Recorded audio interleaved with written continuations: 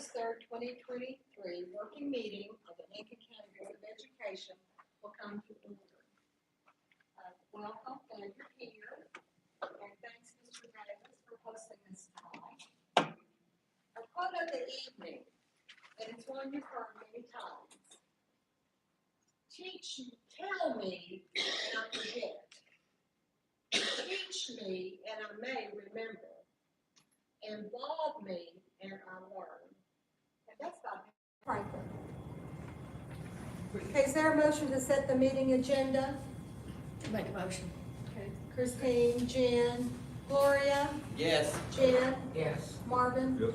Christine. Yes. Okay, yes for me. Okay, we'll now turn the meeting over to Mr. Davis.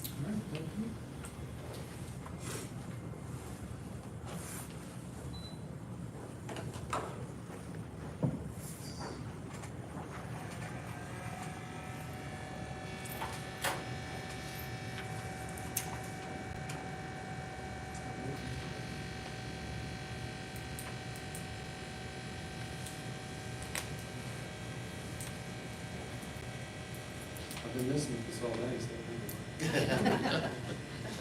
Literally, I had to run a cable down while I'm in the city. What is that symbol?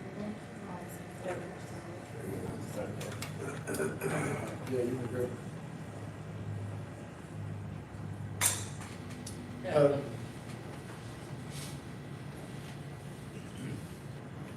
So before I begin my data presentation, I wanted to showcase one of our student groups. I know a lot of the other schools have been doing that. So we have a junior beta club, and it's one of our largest student groups here in the building and one of our most active. So I have invited Miss Rebecca Cash, who's one of the beta club sponsors, and she brought a couple of students with her. So they're just going to do a short presentation to tell you kind of some of the things they do and some of the benefits of being in a beta club, and then I'll begin my data presentation. So, Mrs. Cash. Thank you, Mr. Davis. So like Mr. Davis said, I'm Rebecca Cash. I'm the reading interventionist here at Waynesburg. Getting ready to start my 19th year in education. This will be my 17th year here in Lincoln County, and I've had all 17 here at Waynesburg. I've been fortunate enough to teach everything from kindergarten through 5th grade, focusing mainly on language arts. And last year, I was given the opportunity to move into the reading interventionist role, and super excited to continue that again this year. Like Mr. Davis said, I am one of the National Junior Beta Club sponsors here at Waynesburg. I don't know if I should talk to you all, or I don't know who to talk to. I'll just have to talk to everybody. It's kind of weird having people here at my back. So I've been the Beta Club sponsor here for 8 years. This just went off. I don't know where it went. There we go. Okay. Nope. Maybe. I'll just talk, it's fine. For 8 years, we didn't have a Beta Club when I first came here. I think there had been one here previously. When I spoke to Mr. Upchurch at the time, we had talked about what kind of plans we wanted to do for some activities for our kids that revolved around something besides athletics. And this was a really good way to get students involved in a community aspect that we were really promoting here at Waynesburg. So we applied for a charter for National Junior Beta Club. You have to be approved by the National Junior Beta Club organization in order to have a set Junior Beta Club at your school. And so we were fortunate enough to get approved, and we have worked very hard and very diligently over the last several years to really try to make a name for ourselves in the elementary world with Junior Beta. Normally, Junior Beta is something that middle and high school really pushes hard. I know our high school, they send people to national conferences, they go to state conferences, lots of things like that. That's not something we really do here at the elementary level. The expense, of course, is a big part of that. So we try to keep as much of our community service and stuff in-house that we can really help the people in and around Waynesburg Elementary. So we prepared a very short little PowerPoint that I just wanted to kind of show you some things, let you see inside what we do here at Waynesburg Elementary as far as Beta Club is concerned. It says, our mission is to promote the ideals in academic achievement, character, service, and leadership among elementary students. And we have these 4 areas listed in gold here, and those are really the 4 pillars of what we try to strive to meet. We focus on achievement. It says recognizing and honoring high academic achievement. We focus on character of students. We try to do our best to prepare young people for life and empowering them to be successful. our big push is on leadership, and we're trying to develop the leaders of tomorrow.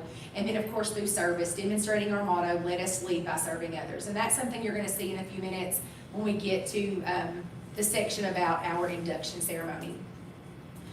Lots of kids like to be in Beta Club here at school because it's fun. They get to do a lot of really fun activities.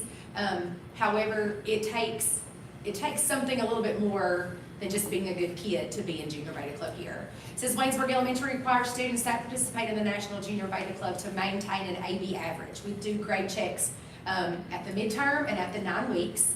We have conferences with students if their grades are falling below where they need to be, and they get put on a probation period, and they have the rest of that 9 weeks to bring those grades up, or we have a conversation about them being removed from the Beta Club. Another big part of it is refraining from having any office referrals. Obviously, if these students are acting as leaders in our building, we want them to showcase the correct behavior within the school day. And then they participate in monthly meetings and service projects. And these are a couple of pictures of some of our kids. You can see the kids on the right-hand side. That's when we had our KSA awards at the end of the year before we had state testing. And so these kids are they're the top students. They have the highest grade averages in the building, the best behavior, that kind of stuff. Miss Goldsmith, when she made this, I said, throw in some famous Beta Club members, people that people may know. So here you can see a couple of athletes and some entertainers, and then a former president. So Beta Club is something that's been around for a very long time. I think this year is its 89th year. It was started in Spartanburg, South Carolina, and it really has grown out. It started as something that was just a South Carolina thing, and then eventually it became a national program. And Diane Sawyer's from Kentucky. She is. Mm-hmm. That's right. Some service projects that we take part in here at Waynesburg. This is our big thing. This is something that we try to get our students to understand that they can do something for everyone. And so we have a couple of things listed here, our service projects that we've completed over the past several years. And one of our students, Rayleigh, she's going to talk to you in just a second about one of these. But a couple of things that have taken place here at Waynesburg. We do a can drive. We collect materials for the Waynesburg Nursing Home. We did a holiday delivery card service for the nursing home this year. We take care of the flower beds outside. Those things are hard to tackle. Miss Gloria has come several times over the years and helped our Beta Club kids get things ready for back to school. Another big thing that they help out with is they assist in setting up the school functions. So those are the kids that are going to run back and forth and get classes for picture day. When we have parent events, if we have grandparents' lunch or whatever, those are the kids that are walking those students or those parents or families down to the cafeteria.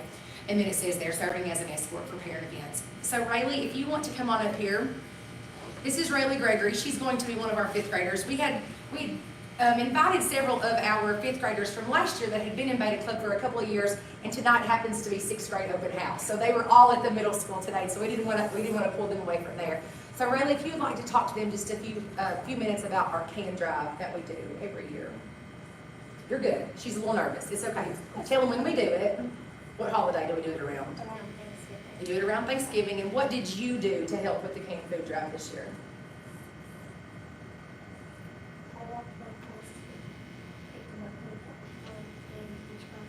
Absolutely. So she was on a team, and they would walk around at the end of the day and collect all of the canned foods that had been brought in by the students, and they had a tally sheet. So they were doing some math while they were in. They were trying to figure out which class had collected the most.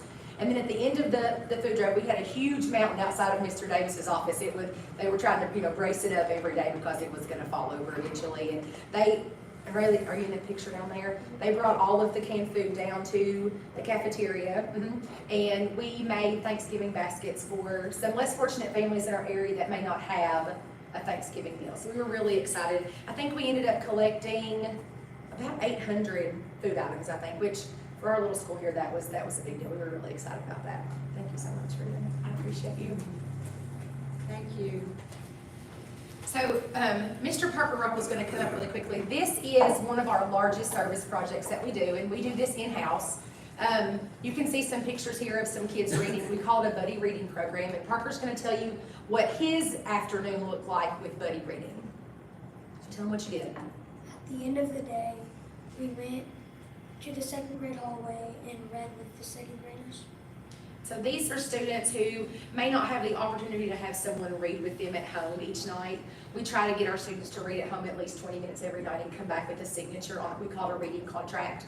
And sometimes, for whatever reason, students may not be able to do that. So we paired up our Beta Club kids with some students that may need some extra help with reading. If parents aren't able to read with their kid, if the teacher thought, hey, this student needs a little bit extra help, we would pair them up with students and they would come down and they would get them before buses in the afternoon. They would sit in the hallway and it would be funny. You would come out the door and our hallway would just be lined down the hallway with all kinds of kids and they were all just reading and it was absolutely wonderful. And Parker, tell them what you would do when you would read with those students. They would read it, and if they messed up on a word, I would help them with it. Sure, so we're trying to make sure that students aren't reading the wording correctly over and over and over again. Some of the books weren't very long, and so they may be able to read them a couple times. So students like Parker that would sit down and help read, we're making sure that students were reading the book correctly. And then at the end, after you finished reading, what would you do? I would sign their paper. He would sign their reading contract, and that way the teacher would know the following day, or me as the reading interventionist, whenever those students would come back into my classroom, that they had been read with someone the day previous. Thank you, Parker, so much. Thank you, Parker. Thank you, Parker. Usually right around fall break, we hold a Beta Club induction, and I know Miss Gloria's been there several times. She's had lots of grandkids come through our Beta Club, and it's a very formal event. It's very fun. The kids really enjoy it. Everyone dresses up. They read a Beta Club motto, and we kind of go through exactly what Beta Club is and what these students are going to be expected to do throughout the year. And then they get to light some candles. And so it's been a tradition that the fifth graders get to do the lighting of the candles and they get to do the speaking. And they will hold up their right hand and they will recite the pledge saying that, they're promising they're going to withhold all of those values that the Beta Club stands for. So it's really nice. Like I said, I'm one of three. Miss Goldsmith, our instructional coach, and Miss Sims, our math interventionist, they also are co-sponsors with me. Miss Sims was at the middle school with her sixth grader tonight, and Miss Goldsmith had something to do with her daughter as well. So they actually said, we figured you'd be the one to do all the talking anyway, so you'll be fine, Miss Cash, it'll be no problem. One thing that we could not do this without is our fundraising. And I know every athletic team, every group in school is all about fundraising, and fundraising is literally how we are able to do the things that we're able to do with our school and our Beta Club. So this year we sold candy bars, we wrote letters to others. We actually had students to sit down and hand write letters to area businesses explaining that they were trying to raise money to attend their end of the year trip. We were extremely excited. There's a picture there of Denton Cottle and with Beta Rectors. They were gracious enough to donate $1,000 to our Beta Club, and so all of our students were able to attend the end of the year Beta Club trip free of charge. They did not have to pay anything. And so we were super excited about that, and we had a lot of kids that were really excited about it. And our end of the year, it's just a fun trip that we take to kind of reward these students for all their hard work and the work that they've done within their community. And so over the past couple of years, we've basically, we try to take our kids to Tennessee. Usually that's the closest place that can give us the biggest bang for our buck as far as allowing them to do some fun stuff. And we've done things like we've been to the aquarium. This year we went to Gatlinburg. We've taken them to several dinner shows, indoor water parks, and then we've done Dollywood in the past too. I asked the students a few minutes ago what their favorite parts of the trip was. Poor Rayleigh, she got sick all the way down to our trip and actually had to go to the doctor and get medicine while we were in Tennessee. And so she had to miss the first half of our trip, but she was able to come back at the end. And so Rayleigh, what was your favorite part about the trip? Tell them why you didn't have a favorite part. Because you liked all of it. Yeah, we definitely had a lot of fun. They get to go and we stay in a hotel and they get to stay in a room with friends, and we have an indoor pool, and we're all the time doing stuff, so they have a lot of fun. Parker, what was your favorite part of the trip? Ober-Gatlinburg. And why did you enjoy Ober-Gatlinburg so much? The mountain coaster. The mountain coaster. We were able to, a lot of times, when you go places like that, sometimes all those additional little things to do are extremely expensive. And I have zero problem turning on we teach in a very low socioeconomic area, and these kids don't have the opportunity to do these things. And is there anything you can do to help us out? And usually just to get me off the phone, they tend to give me what I want. So we were able to get wristbands for the kids, and they were able to do all of the activities in Ober-Gatlinburg for a much cheaper price than we would have normally been able to do it. So we were really excited about that. I think that is it. It is.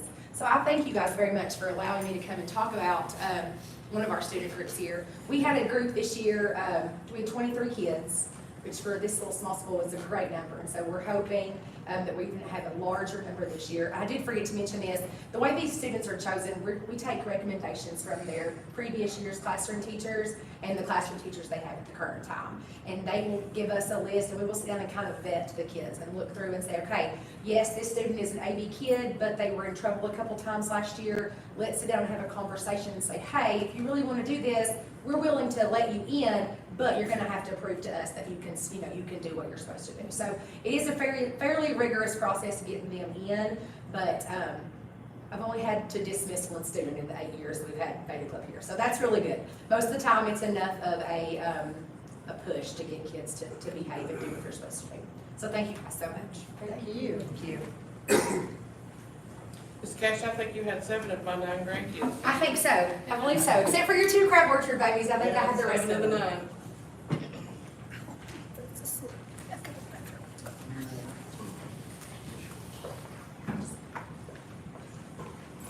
Thank you, Ms. Cash, and thank you, Parker and Rayleigh. We are really proud of our Beta Club. They do a lot of things to help the community, and they get a lot of experiences like she was talking about it, going to Gatlinburg and things like that. So I'm going to begin my data presentation. It is not nearly as much fun as talking about Gatlinburg, but data is something, that's not the presentation I want. Data is something that we kind of a constant conversation here at Waynesburg. We're looking at all kinds of data. iReady is kind of our measuring stick. It's a test that students take 3 times a year. It's a diagnostic test. They take it in reading and math. And once they take that initial test, typically about the 2nd week of the school year, then we will sit down with students and we'll set goals for the winter test and the spring test. I'll also meet with each teacher and look at their overall classroom performance in reading and math, and we set goals for the teachers. So in general, we're shooting for 60 to 70% of students being on grade level by the end of the year. And that was kind of an overall theme this year. It didn't matter where you started. Here's kind of where you needed to end for us to be where we wanted to be. We're heading in the right direction. And when I had those conversations, some of the teachers were like, oh my gosh, he's expecting me to go up, like 70%. Well, yeah, I am, because I think our kids deserve it. I think we have the staff who are really good staff and can make it happen. So we did make great strides in that. We didn't get where we wanted to be, but we moved in the right direction. And so those follow-up conversations with teachers were, okay, we set a goal, we set a high goal. Better to set a high goal and not reach it than to set an easy goal and get there. So our school-wide reading performance, and these are probably the same triangles you've seen from all the schools. The one on the right, those are the scores from window 1. So that was taken, I think, first week in September of last year. But you can see we had 29% of our students at risk for Tier 3, and that means they were 2 grade levels below where they should have been or more. And that's in reading. We had 53% in Tier 2, so they were 1 grade level below where they should have been. And we had 18% on level in Tier 1. So we only had 18% of our students who kind of started the year where they needed to be. And we are a low socioeconomic school, so that's kind of to be expected. A lot of times we don't get the assistance from home that we would like. The students don't get that support. So, like I said, we have to do as much as we can in the 7 or 8 hours a day that we have them. On the left, you will see our end of year scores. And so our students who were Tier 3, 2 grade levels below or more, went from 29 down to 16. And 16, in my experience, and I've been using iReady for probably 10 or 12 years now, is kind of where you're going to end up most times if you have a decent EC population, because our special ed students, they don't get any of their accommodations when they take this test.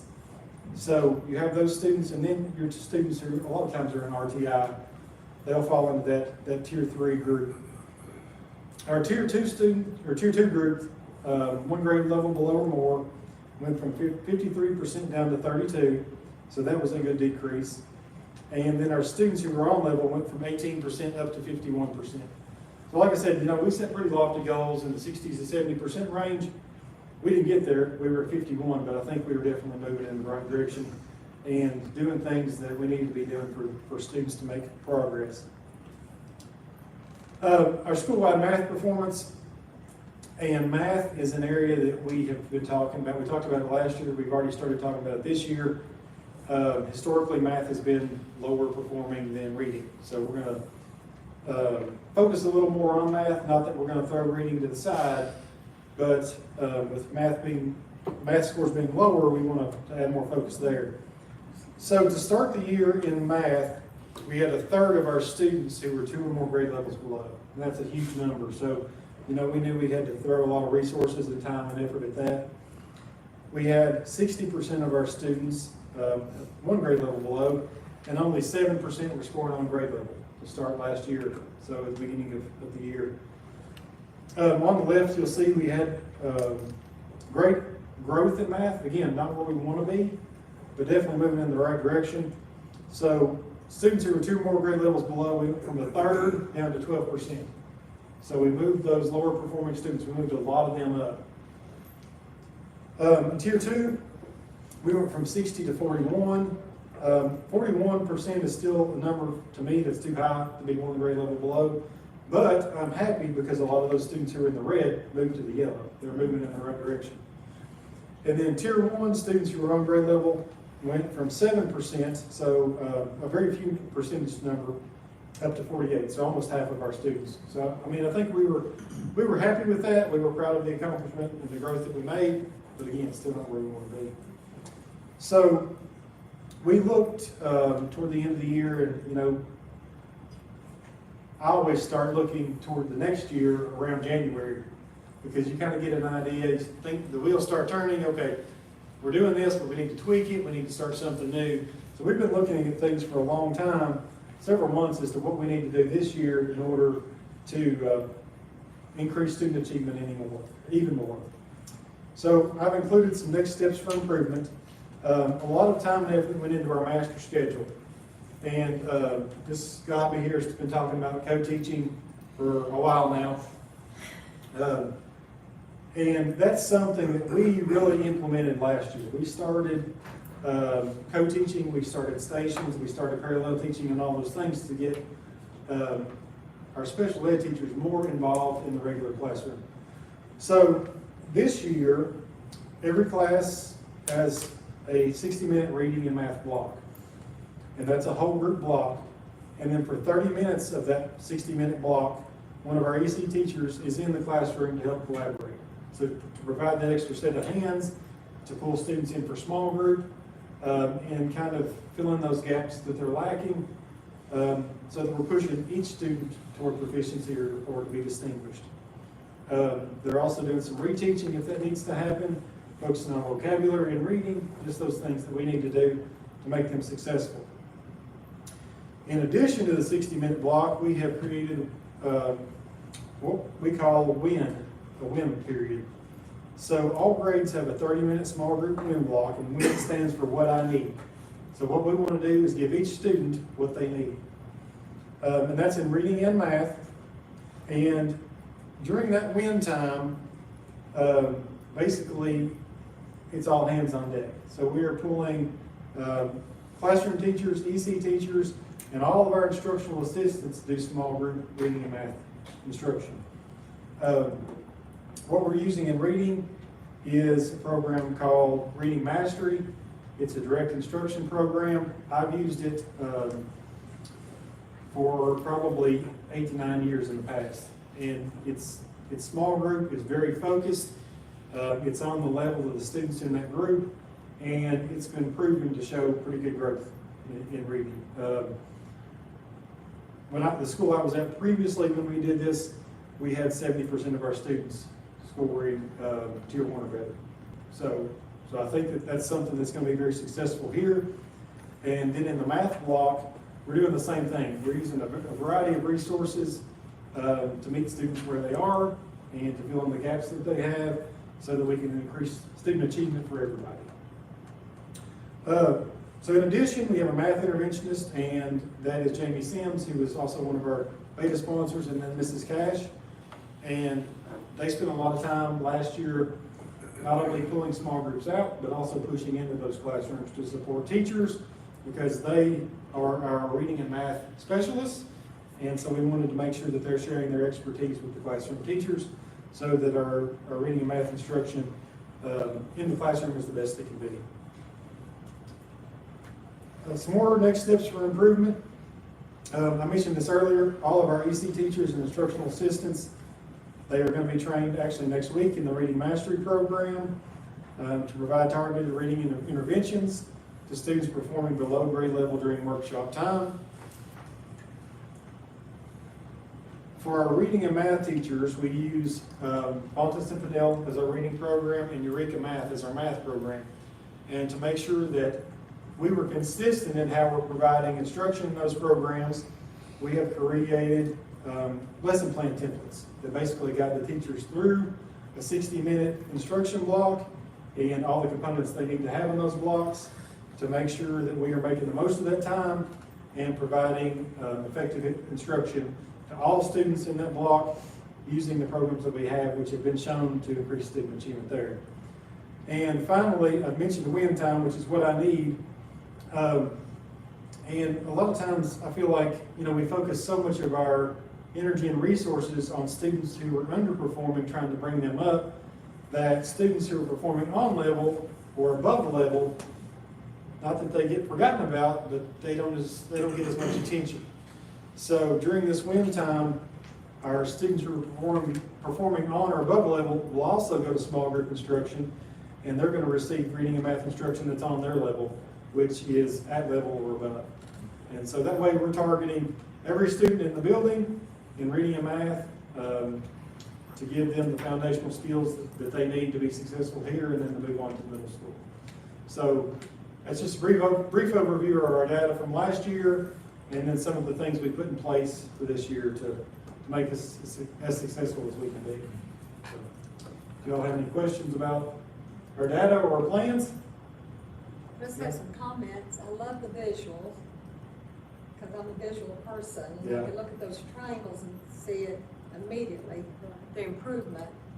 And just in your talk, it reminded me of the quote tonight, involve me and I learn. That's what you're doing. Well, that's what we try to do. I mean, Wonderful. I'm not a sit-and-get person.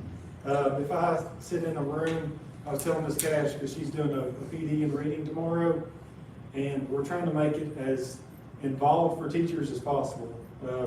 They're actually going to be acting as students, and she and Ms. Goldsmith will be the teachers. And I said, that's the best way to do it, because if you sit there and talk to me for an hour, you lost me after 15 minutes, so I'm balancing my checkbook in my head or I'm doing something else.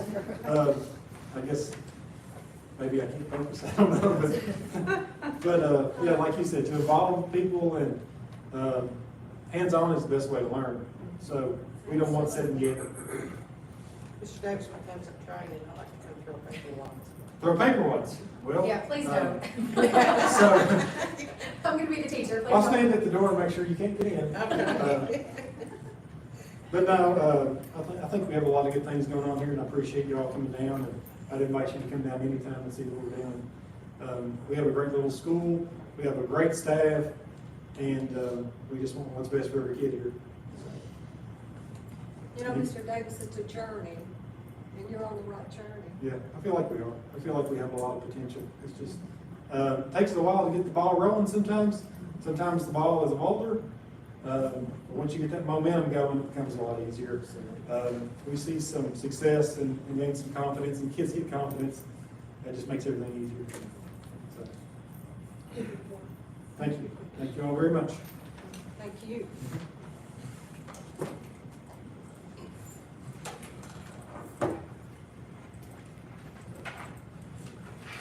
Okay, we'll move on into our discussion items. 4A tax rates, Leanne. I'll start us off with some real exciting stuff tonight. I'll scoot back here a little bit if that's okay, so I can kind of see everybody. There we go. Don't transform them. No, I didn't want you behind my back. Oh, did I mess something up? It's okay, I'm done. So Thankfully, you don't have a presentation after I this. spent a long time on that, but go ahead. And I whipped it out of the ceiling. All right, tax rates. So I will try to make this as easily understandable as I can. I know a lot of times there's confusion and it's hard to understand tax rates. So I'll go through. If you have questions, just holler them out and we'll try to work through them as we go. First, I'm going to talk about what our rates were last year. And so last year, our real estate rate was 52.2 and personal property was 54.5. And in total, we received about $6.6 million. And I have a breakdown there. Property tax was $5.3 million. The PSC franchise tax was about $1.2 million. And in delinquent tax, we brought in about $115,000. Every year when you look at the tax rates, you've got two basic options that most taxing districts discuss. One being the compensating rate, and so that's the rate that they calculate and say, if you use this rate, you're gonna get about as much revenue as we got last year. And then you have a second option, which is the 4% revenue increase. That's not a 4% tax increase, just means we will bring in 4% more revenue than we did last year. So I'll just go ahead and look at those options with you all. The compensating rate, which again would bring in the same amount of revenue as we got last year. Real estate rate would be 50.3, and personal property would stay the same at 54.5. And with those rates, we would bring in around 6.9 million. So you see an increase there from the 6.6 to the 6.9. We do actually bring in more money with that compensating rate. Now, the 4% revenue increase rate, the real estate would be 52.3, and personal property would be 54.5. And just the way the numbers worked out, if we take compensating rate or the 4% revenue increase, the personal property rate stays the same. It's just how the calculations work. This would bring in about 7.1 million, so quite a bit more than our 6.6 million last year. And the difference between compensating and the 4% revenue increase is about $230,000. My recommendation is typically going to be that we take the 4% revenue increase as listed. Something that's been good for our county over the past couple of years is that our assessments are increasing. And because of that, we don't have to have such a high tax rate in order to get a desirable outcome for us. So because of that, the rate that we have last year, 52.2, would only have to go up to 52.3 for us to get the 4% revenue increase. So you're talking about on $100,000 worth of property, $1 or $2 that a taxpayer would see an increase with. As you all know, and I well know, expenses are always increasing. And this is one of the only ways that we can increase our revenues. It's really only one of the ways that we can kind of solidify our financial standing in any way so that we know we're doing everything we can to keep ourselves in good standing. I always like to say, I know this board, one of the goals of the board is to keep our salaries and our pay rates comparable to districts around us. And this is one of the ways that I feel comfortable offering pay increases every year, is because we can back it with this 4% revenue increase every year if the board desires to choose it. Something else I also like to point out, if you take this rate this year and it's going to bring in, let's just say about $250,000 a year. So let's say we didn't take it and we're down $250,000. Well, you see that every year. So in 4 years' time, we would be bringing in $1 million less, all because of the decision that we make at tax time this year. If you look at it in the opposite direction, if we take that 4% revenue increase, which is going to be minimally affecting taxpayers, then we're going to, in 4 years, we're going to be looking at $1 million more than we would have had if we didn't do it. So I know nobody likes to talk about tax increases, but I like to talk about being, good financial managers. And this is a win-win, in my opinion. We can bring in more money while not hurting taxpayers at the same time. Let's see, I do have a table attached that kind of shows the rates and the revenue generated. It also lists our motor vehicle tax rate, which that stays the same every year at 54.2. Last school year, we brought in about $1.2 million from that. We would expect that to remain the same this year. Our utility tax remains the same at 3%, and that last year brought in about $1.2 million also. I sent you another attachment, I think that's on there. It's just an analysis of assessments, tax rates, and revenue, ourselves and surrounding districts. A couple things I always like to point out. We have one of the higher property valuation assessments. So I listed out 8 districts, and we have the 3rd highest property valuation assessment. When you look down at the tax rates that are listed, I looked at last year's tax rates. Out of 8 districts, we have the 6th highest, or the 3rd from the bottom tax rate. So you're looking at Danville at 97.1, Somerset 78.8, Garrett 64.9, Bull 65.2, Pulaski 53.4. We're at 6th with 52.2. And then if you look down at that bottom little graphic I put on there, it shows local tax revenue per student, and we are 6th there also. So your top district listed there is Danville. They bring in $6,700 of tax revenue, local tax revenue per student. You look at us, we're bringing in barely over $3,000. So there's disparity there, and I think the only way that we can try to hang with the districts around us and to keep progressing forward is to take that 4% revenue increase. They have changed the rules. Previously, you have to have a public hearing to take the 4% revenue increase. Actually, last year they changed it and said that you do not have to have a public hearing anymore, but I went ahead and had one because I felt like people may not be aware that that change was in place. This year, if you all so desire, we can actually vote at the meeting next week to take the compensating or the 4%, and we don't have to have a public hearing to do that. We do have to set the rate within 45 days of when the tax roll was certified, which is September the 10th. So if we did not take action next week, we would have to take it at our working meeting in September, because the second meeting would be the actual meeting would be after that date. But we can go ahead and take action as soon as next week if you all would like to do that. I do want to give a little praise to our PBA, Mary Adams. So our tax rates are based on the tax roll being certified, and she got it done super quick. I had these rates earlier than I've ever had them, and so it gave some time for me to look and digest and get this information to you at this time. So, any questions, any comments? I would like to come to the board next week asking for approval to take the 4% revenue increase.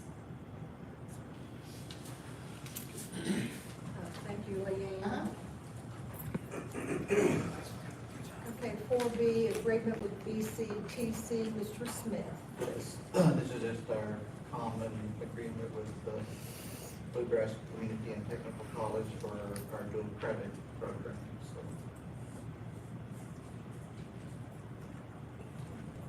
any questions on that? Okay, we'll continue with 4C, 09.2212 AP.21, physical restraint and seclusion forms. Mrs. Claudia. I think I have the majority of the items tonight. I don't know how that happened, but, the first one that I have is we have an administrative procedure, the 092212 that you have, that you mentioned, and I brought a copy of it just because it's not one that we use very often. It is our, form that we use to complete when we have a restraint or seclusion of a student. We realized over the course of the past 2 years that we needed to add an additional box there for transport. So, since it is an administrative procedure, we need to bring that back to you to look at, and Gloria, I'll just let you pass it down if you want to, if you guys want to look at that. We want to bring that back to you to be able to add that box that says transport. Since it is an administrative procedure, it requires your blessing to do so. And I think I sent several copies of it, but. Thanks. care to explain what that transport means? Sure, I'll be glad to. We have a board policy and subsequent procedures that allows us as a school district only as a last resort when a student is about to harm themselves or someone else to put our hands on that student. And when we do that, we have to complete a plethora of paperwork, and this is the form that we use to go with that. It is only used for two reasons. A student is about to hurt themselves or endanger others. But you're adding transport, that means you're going to That- transport the student. That means it may have happened in a hallway, and Mr. Davis and I need to clear that hallway to protect that student's confidentiality and safety and move them into an area like this where there's no, So it's not transportation, like loading them up no. and like driving somewhere, No, it's just ma'am. moving around. It's, yes, it allows us to correctly reflect what Mr. Davis and I may do, which may be that the incident happened in the hallway and he and I, to protect the dignity of the child or safety of others, are going to transport this student to this room where it is quiet, safe, and we can further de-escalate. Do they have any, classes, because I worked at, the children's home out there where they had a lot of problems. Uh-huh. In Danville. And we had classes to show us how to restrain, Yes, we do that. It's what called. you can and can't do. It's called Safe Crisis Management. We have 2 district trainers, and we offer it, we end up offering it about 8 times a year, to be honest with you, because we seem to add, folks throughout the year, and, it's initial and recertification. Your certification's only good for 1 year until you have to be recertified, so yes. We all have offered, don't quote me on this, Ms. Marvin, but I believe we've offered 3 sessions already in initial, and 2 in recertification since the beginning of August. And we have them in the afternoons already scheduled for after school service. Any other questions? Okay, we'll go on with Claudia with 4D, special education policy and procedure changes. Absolutely. We have an extensive policy and procedures manual that spells out our administrative regulations and then the subsequent things that we have to do to follow that. And those aren't frequently updated unless KDE gives us an update. We have received an update this summer, and those changes deal primarily with the definition of visual impairment and the definition of hearing impairment. And I made a couple of the old ones for you to look at if you want to. One for everybody or just? I think I have one for everybody, and I'll go from memory. I can do that. I know you have the new ones in front of you, but just so you can see the changes. Kentucky Department of Education has redefined what it takes to be hearing impaired and what it takes to be visually impaired. There used to be, for vision, there used to be some acuity. You had to have a vision loss of more than 20/70 in the greater eye with correction, or you had to have a degenerative eye disease. And Kentucky Department of Education has redefined that to be just any visual impairment, doesn't matter about the acuity. And the same with hearing impairment. It used to be, and this is gonna test my memory, it used to be that you had to have a hearing loss of 50 decibels or greater in the better ear. They have removed those decibel constraints, and they've said if you have a hearing impairment that adversely affects your educational performance, or if you have a visual impairment that adversely affects your educational performance, then the ARC can consider eligibility for you. And they also cleaned up a couple of typos and a couple of wrong words in this section of definitions. And those were the only changes that were made, recommended changes for us. So since that requires, us to change our local policies and procedures, which is just the front page, it's about that thick, I've just brought those pieces for you to consider. And I'll answer any questions you have about that. Okay, we'll continue, Claudia. Sure. With 4E, Central Kentucky Interpreter Referral. Absolutely. We have been fortunate enough to work at least since I've been here the last 8 years, with an agency out of Danville to contract for interpreters for ASL and Spanish. We've used Central Kentucky Interpreter Referral to do that for us. We have found their services to be excellent, even on short notice. And we would like to continue that contract with them for the upcoming school year. So you have a copy of that contract in your board packet, or should. I didn't bring the extra, so I hope you have a copy of that. You don't? Hold on, let me see if it's in. See, if not, It is. it is, okay. It's on there. Okay, the best I could do is email it to you later, but in a minute, but if it's there. So we'd like to continue to use them. We have children who need that service very often. I'll tell you what we need more than anything is that we have hearing children who have deaf parents. So when we have a parent meeting or a parent open house and or graduation, or we want to have an ARC meeting that where a parent is deaf and or has a hearing loss, that's when we need the interpreter more than anything. Right now, Ms. Meek, we do not have any students that require a full-time interpreter. We have had that in the past, but we don't have that. We don't have that at this present moment.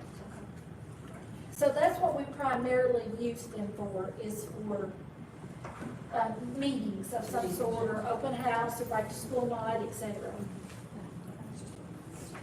Okay, any questions, comments? Okay, Claudia will go on to 4F, contact with info handler. We are a Medicaid biller. We bill Medicaid for services, physical therapy, occupational therapy, speech therapy. And we use a third-party billing agency to do that for us because the Medicaid regulations are cumbersome, intense, and very prescriptive. So like the other school districts across the state, we use a third-party biller that does nothing but that. Ours is info handler, and I think most districts across the state have gone to info handler now, but that contract does require your approval. We pay them per paid claim, so if we submit a claim that is not paid by Medicaid, then we do not pay them. And we pay them a percentage of the claim, and I do believe that it is 8.5 cents per paid claim. So we gather up through an electronic system, our billing every month, submit that to them. They make sure it's in the order and in the format Medicaid likes, and they send it on to Medicaid for us, and then we receive a check. Any questions for Claudia? Thank you, ma'am. You're welcome. So how you gonna follow Okay, that? we'll go on to 4G, copy of purchase from Crab Orchard, Ms. Leanne Smith. Yes, Mr. Abbott has open house tonight, so I told him I'd cover. I don't know the answer to many questions, but I'll just read through the action requested. It's a request to purchase a new Savin IM 7000 multifunction copier and printer from Danville Office Equipment for $12,989.95. The Board of Education would purchase the copier outright, and Crab Orchard would reimburse the board over the course of 5 years. And that's what we've been doing over the past several years to eliminate finance charges for the schools. We buy it at the district, and then they just pay us back. Matter of fact, Crab Orchard just finished paying one off, recently, maybe a couple months ago. So Further, the request is to enter into a service contract with DOE for the maintenance of the machine, including print cartridges, parts, labor, and travel. This includes delivery and installation, and the quote is attached. So the motion would be to approve the purchase of the copy machine and also to approve the service contract next week, so.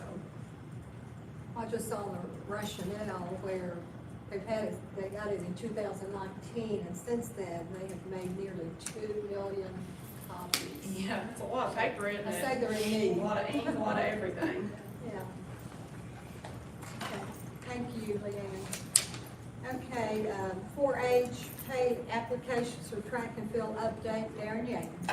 Is that just the monthly pay app for the track and field? Just a little update on where we're at on the track and field. The field is still coming along. I'm sure you've seen some of the pictures on Facebook. It's been very well received. Everybody's excited about it. I'm excited about it. It looks good. Should be ready for Death Volleyball. That's the main thing. We're still not there, but they're working at night right now, and so it's getting there. Just got to wrap up getting the turf glue together. It's very similar. I've learned a lot. It's very similar to putting carpet in your house, glue it together and all that. At the end, they got to get the rubber and sand on. So we're excited about that. It's coming along, and I think it'll be okay. The number on that, and just make sure that we're on the same page. I know me and you sometimes we get off at $459,548.67. Is that what you got in front of you? All right. Hey, colleague, we get this worked out. And there's some direct purchase orders on that for $135,703.03. So that's what we'll be doing. Just we can do that next. We're Death not Valley's the 18th at 8 o'clock, correct? Yes. For us. Yeah, so we don't have to approve that tonight or anything. We do it because we're on schedule with our board meetings and stuff. Okay, Darren will go on with 4I, pay applications for LCMS Connect. The connector guy, I got a temporary occupancy on that this week, so that's a good step. Tomorrow we'll be doing some walkthroughs, some punch list items, just make sure everything's good. So I talked to the principals yesterday. I really feel like we'll be able to open it up to students wide open for school next week. How's it looking inside? Looks good. I mean, there's not a lot of bells and whistles, but it looks Yeah. good. I really like, there's not a big transition from building to building. I mean, it's very similar, if that makes Yeah, sense. yeah. You know what I mean? You're not like, oh my gosh, this is a new building. It looks good. Everybody's been very pleased with that out there, of course. They don't have to worry about the kids going outside and all that. But just some final touches, they did a lot of dirt work this week. Got a few things here and there, but it looks good. Really, the only thing that big is left, and that falls on us, we need to wax the tile probably before we get a lot of traffic on it, so we'll get that done. But tomorrow we're doing it. I like the windows. Yeah, worth it. It turned out really well. I've heard some positive comments about that too. I like the way the back of it looks. I don't know if you got just Yeah. looking out and all that stuff. It looks pretty good. But the number on that is $326,671.14. Is that what you see? All right. Okay, thank you. Thank you. Okay, we'll continue with 4J, name change for the central office, Kristen Killen. One of the biggest things that I came across as I was thinking about running for school board, and then after I was elected to the school board, was the public did not like when our central office was the name change, going to Student Support Center. I think we're a very traditional community for the most part, and so I'm recommending to the other board members that we put our central office back to the Board of Education, the Lincoln County Board of Education. And I think that's something that a lot of people have liked in talking with them. A couple of other things that I want to recommend to our board as well. When the tree fell in the front of the central office, I've always called it the central office. Because I'm very traditional. Student Support Center. Anyway, whatever. It's currently the Student Support Center, but I personally have always called it the central office. But when that tree fell at the front, it disclosed the Stanford school sign. And what I would like to recommend is that we need a sign out front that says the Lincoln County Board of Education, if the other board members choose to go that route. Something that's very classy and very neat and tidy. But we do need to do something and recognize that that was a Stanford school to begin with. So I'd like to recommend that sign be moved down in front of the building and fix a seating area with some landscaping to keep that there as a memento and as an honor that that was the original Stanford School. So that is my proposal to the rest of the board members. And I think we have to vote on it if there's a name change to a building. And so that would be, if there's any questions or any concerns, if you don't agree with me, I mean, that's fine. But I think that's something that we need to seriously do. Because it is, there are services inside that building that are support to our students, but it's also the group of people that implement the operations, and they are administrators, and then it also houses the Board of Education members. So that's my proposal. Well, I also know if I tell someone to meet me at the Student Support Center, they don't know what I'm talking about. So I do the same thing you do. I say central office or board office all the time. Okay, any questions for Christine? Any comments? Okay, thank you. We have an addendum item that was added, that is 5.3, Lincoln County High School fee list addition, Mr. Goff. I think we're just adding the activity fee to that fee list that we originally submitted. That was a recommendation after the Red Book training that was held in July. Activity fee. It's just called an activity fee. Is that for the, Yeah, Just an we're just gonna call it an activity Just an fee. activity fee. Yes, okay. yes. You're not gonna tell us what activity. It's just an activity. It's just an activity fee. Okay. Yes, just an activity fee. Okay. So if you participate in that activity. In that activity, we pay that fee, that's Oh, correct. gotcha.